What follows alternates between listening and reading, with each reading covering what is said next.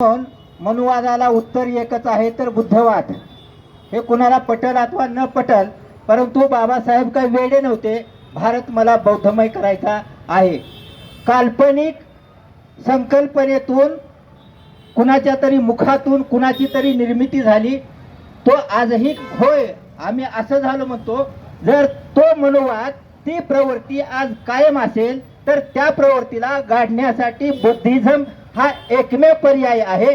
हे बाबासाहेबांनी शेवटी सांगितलेलं आहे. आणि बाबासाहेबांनी म्हटलेलं आहे की मी ज्या ज्या गोष्टी बोलतो त्याच्यातली पहिली सोडावी आणि दुसरी ग्राह्य धरावी असं त्यांनी म्हटलं होतं. बाबासाहेबांनी संविधान अगोदर लिहिलं. संविधान ही या देशामध्ये फेल करण्याचं कारस्थानात चाललेलं आहे.